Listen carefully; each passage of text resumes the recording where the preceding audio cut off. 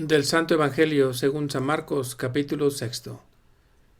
En aquel tiempo los apóstoles volvieron a reunirse con Jesús y le contaron todo lo que habían hecho y enseñado. Entonces él les dijo: «Vengan conmigo a un lugar solitario para que descansen un poco», porque eran tantos los que iban y venían que no les dejaban tiempo ni para comer. Jesús y sus apóstoles se dirigieron en una barca hacia un lugar apartado y tranquilo.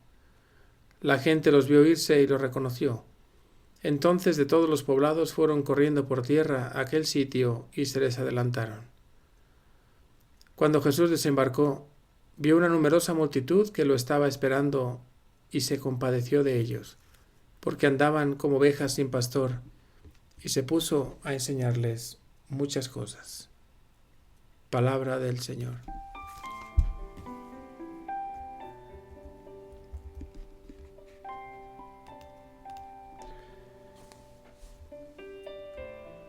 En este día me muestras cómo convivías con los discípulos, cómo te preocupabas por ellos y cómo los acogías cuando regresaban de su misión de predicar el Evangelio. Puedo imaginarme la escena.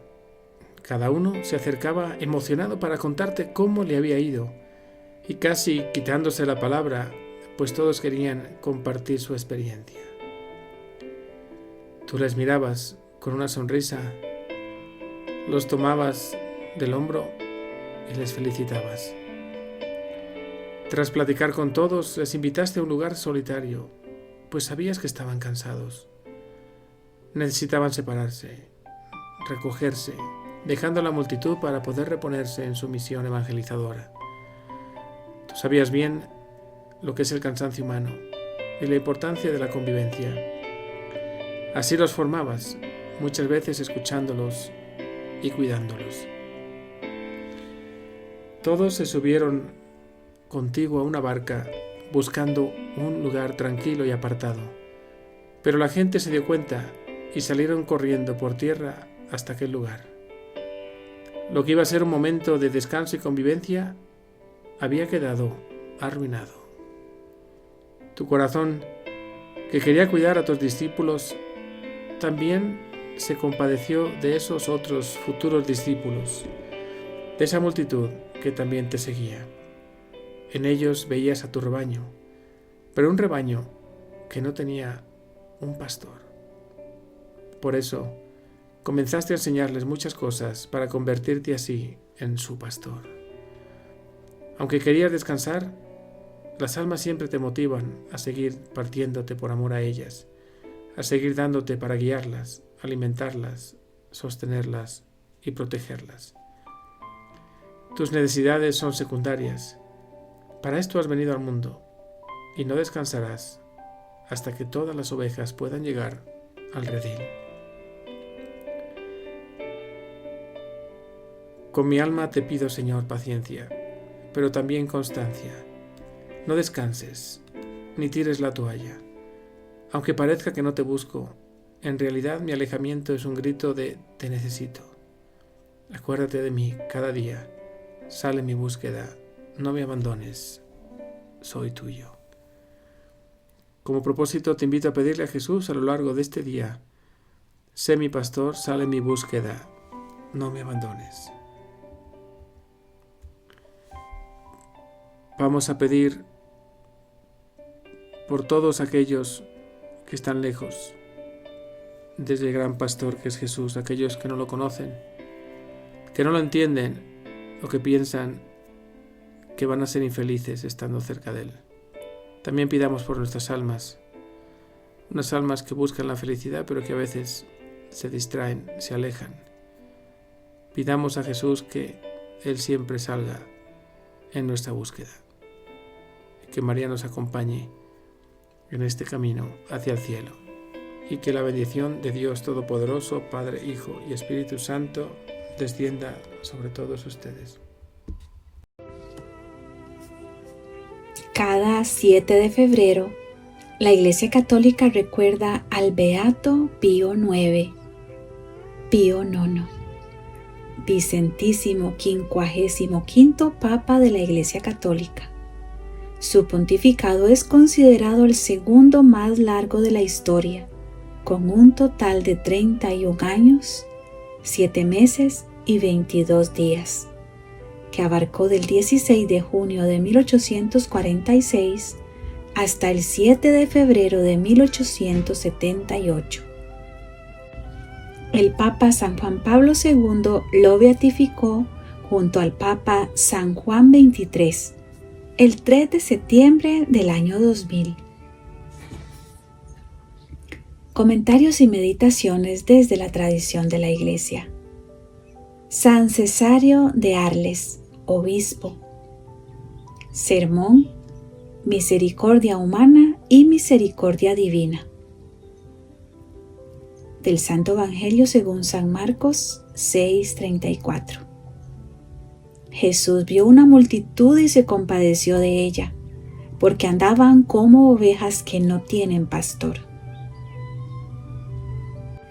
Dichosos los misericordiosos, porque ellos alcanzarán misericordia. Dulce es el nombre de misericordia, hermanos muy amados. Y si el nombre es tan dulce, ¿cuánto más no lo será la cosa misma? Hermanos míos, ya que todos deseamos la misericordia, actuemos de manera que ella llegue a ser nuestro abogado en este mundo, para que nos libre después en el futuro. Hay en el cielo una misericordia a la cual se llega a través de la misericordia terrena. Dice en efecto la Escritura: Señor, tu misericordia llega al cielo. Existe, pues, una misericordia terrena y humana, otra celestial y divina. ¿Cuál es la misericordia humana? La que consiste en atender a las miserias de los pobres. ¿Cuál es la misericordia divina? Sin duda, la que consiste en el perdón de los pecados. Todo lo que da la misericordia humana en este tiempo de peregrinos, se lo devuelve después la misericordia divina en la patria definitiva. Dios, en este mundo padece frío y hambre, en la persona de todos los pobres, como dijo él mismo. Cada vez que lo hicisteis con uno de estos, mis humildes hermanos, conmigo lo hicisteis. El mismo Dios que se digna dar en el cielo, quiere recibir en la tierra. Meditemos el Evangelio con el libro de cielo. Punto primero. Venid también vosotros aparte. Esta expresión, venid también nosotros aparte, parece indicar ese deseo. En la trama del Evangelio, el momento es trascendental para los 12 discípulos. Marcos les da el título de apóstoles solo en 2 ocasiones. Primero, cuando Jesús los eligió, y ahora en la multiplicación de los panes, seguramente en referencia natural al reciente envío que ha recibido para ir a predicar y a sanar los enfermos. Después de las experiencias de la primera misión, se presentaba una ocasión propicia para que Jesús les impartiera enseñanzas específicas importantes, ante todo sobre la identidad misma de su persona, y luego sobre la futura misión que los 12 tendrían que desempeñar. ¿Qué es lo que los apóstoles deben hacer? Vivir cerca de Jesús, atender con compasión al pueblo, comunicarles la doctrina del reino, sanar a los enfermos y proporcionarles alimento de vida. Venid también vosotros aparte. Es la voz del fiat que nos llama a regresar al origen. En la divina voluntad, la intimidad no es solo estar con Jesús, sino vivir en Él, dejar que su querer sea vida en la nuestra. Jesús nos invita a entrar en ese silencio donde el alma se vacía de lo propio para dejar obrar al querer divino. Allí, en la intimidad, nuestras obras se unifican, el cansancio se transforma en descanso eterno y la misión nace no del esfuerzo humano, sino del mismo latido del fiat. Solo quien vive unido a Jesús en su voluntad puede luego alimentar, sanar y comunicar vida divina a los demás. En el volumen 32 de septiembre 2 de 1933 del Libro de Cielo, nos dice Jesús: Hija mía bendita, ánimo, aleja de tu corazón todo temor. Esta es el arma que o mata o hiere el amor y hace perder la familiaridad con tu Jesús. Y yo ni sé estar ni quiero estar con quien quiere vivir de mi voluntad. Sin intimidad, sería como si no fuese una sola cosa conmigo. Si esto fuera, no podría decir que es una la voluntad que nos anima y forma tu vida y la mía, sino que debería decir: tú tienes tu voluntad y yo tengo la mía. Y yo no quiero esto, porque el vivir en mi querer no existiría más en ti.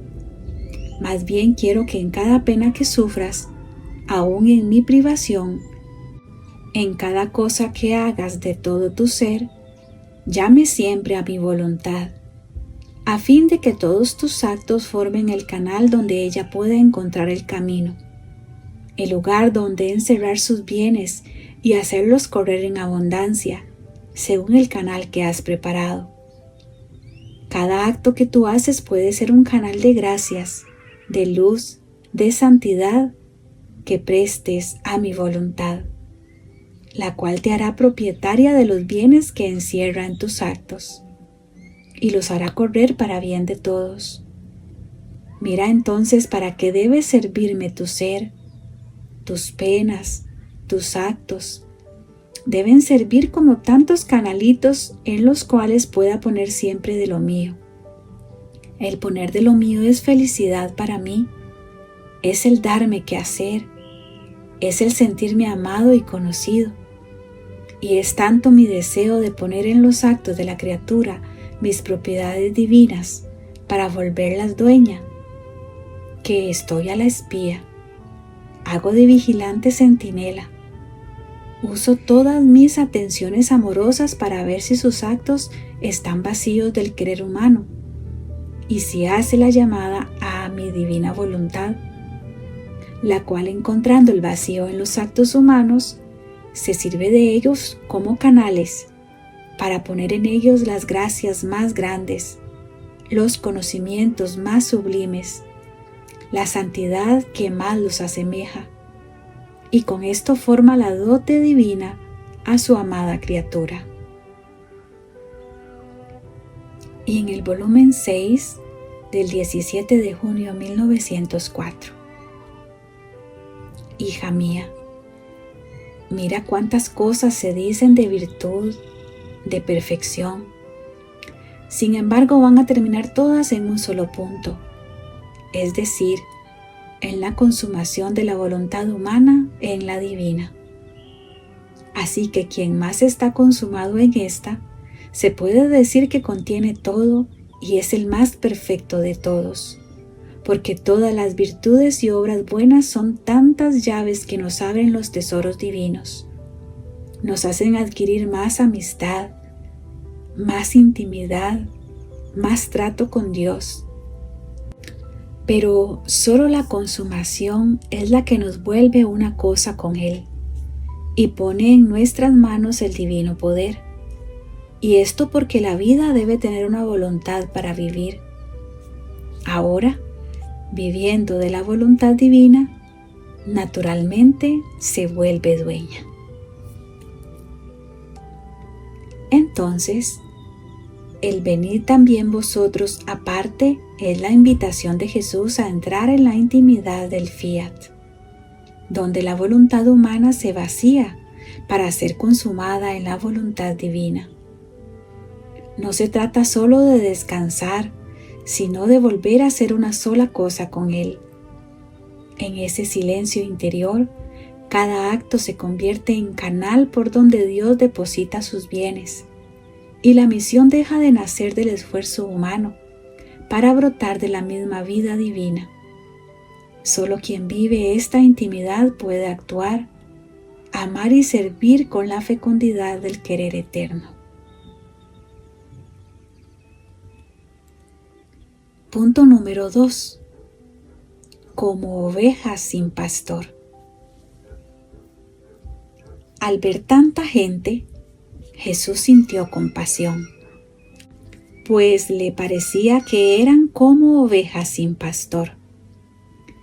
Estos textos manifiestan la solicitud de Dios en favor de su pueblo, guiado en otros tiempos por pastores que Él les había puesto, como Moisés, Josué, David. Ahora carecen de pastores. Jesús quiere mostrarse como el pastor mesiánico anunciado por el profeta Ezequiel o como imagen de Dios, el pastor de Israel en el desierto. Ese sentimiento de compasión le impulsa ahora a realizar el milagro que saciará el hambre de la gente y el signo que será anuncio de la futura Eucaristía. La evangelización y los sacramentos, en especial la Eucaristía, son inseparables y ambos brotan del amor misericordioso del corazón de Cristo. Y Jesús se puso a enseñarles muchas cosas. Jesús es el maestro incansable del reino. Mateo y Lucas señalan que Jesús hizo curaciones de enfermos. Además de maestro, Él es médico de almas y de cuerpos. Más aún, dará a la multitud el alimento que necesita. Él es el principio y la fuente de la vida, tanto material como espiritual. Estar sin el pastor de la divina voluntad es vivir desorientados por dentro. No nos falta fe ni prácticas religiosas, pero seguimos caminando con harapos, con una vida fragmentada, cansada y herida, sin dejarnos pastorear por el querer divino. El alma permanece enferma porque sigue viviendo de lo humano y no de la vida misma de Jesús. Su querer divino nos ha alimentado y Él mismo se nos ha dado como alimento en la Eucaristía. Pero ahora quiere que su divina voluntad sea nuestro alimento continuo, el que nos devuelve al orden para el que fuimos creados. Volumen 18, 17 de octubre 1925. Hija mía, mi voluntad es más que alimento. El alimento da la fuerza al cuerpo, lo calienta, aumenta la sangre, reaviva la inteligencia si está debilitada, da la fuerza a todos los miembros y empuja a la criatura a nuevas obras y sacrificios. En cambio, una que está en ayunas, no dando el alimento necesario a su cuerpo, es débil, fría, pobre de sangre. La inteligencia debilitada, agotada en todos sus miembros, lo que la lleva a la tristeza y la empuja a no hacer nada, sin ganas de sacrificarse en nada. Pobrecita, se siente faltar la vida en toda su persona. Tan es verdad que cuando una enfermedad es mortal para una criatura, abandona el alimento y abandonando el alimento se dispone a la muerte. Entonces, habiendo establecido la eterna sabiduría que también el alma tuviera su alimento, le fue asignado como alimento exquisito la voluntad suprema. Así que quien toma ese alimento es fuerte en el obrar el bien. Está como impregnado en el amor hacia Dios. Este alimento le aumenta la sangre divina para formar el crecimiento de la vida divina de Dios en ella. como sol, se refleja en su inteligencia para hacerla conocer a su Creador y formarse a su semejanza. Le pone la fuerza en toda su alma para poner en vigor todas las virtudes y la empuja a nuevos trabajos y a sacrificios inauditos. El alimento de mi voluntad se da a cada instante, a cada respiro, de noche, de día, en cada cosa y cuantas veces se quiera. No hay que temer como con el alimento corporal, que si se toma en exceso hace daño y produce enfermedades. No. Por cuanto más se toma, más fortifica y tanto más eleva al alma a la semejanza con su Creador. Se puede estar siempre con la boca abierta en acto de tomar este alimento celestial. Todo al contrario para quien no toma este alimento de mi voluntad. Para quien no lo toma de ninguna manera, se puede decir que se dispone a morir eternamente. Para quien se alimenta de él, rara vez es débil e inconstante en el bien. Es frío en el amor, es pobre de sangre divina, de manera que crece como anémica en él la vida divina. La luz en su inteligencia es tan escasa que poco o nada conoce de su Creador.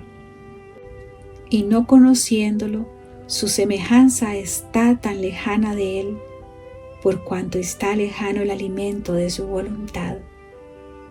Está sin brío en el obrar el bien, porque no tiene alimento suficiente, y ahora se le escapa la paciencia, ahora la caridad, ahora el desapego de todo. Así que las pobres virtudes viven como estranguladas sin el alimento suficiente de mi voluntad. Si se pudiese ver un alma privada de este alimento celestial, sería de llorar. Tantas son las miserias y las suciedades con las que está cubierta.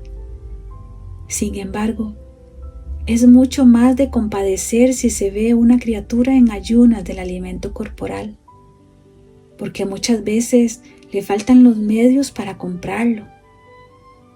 En cambio, el alimento de mi voluntad se da gratuitamente. Por lo tanto, quien lo toma merece la condena, y la condena se la forma ella misma, porque rechaza el alimento que le daba la vida.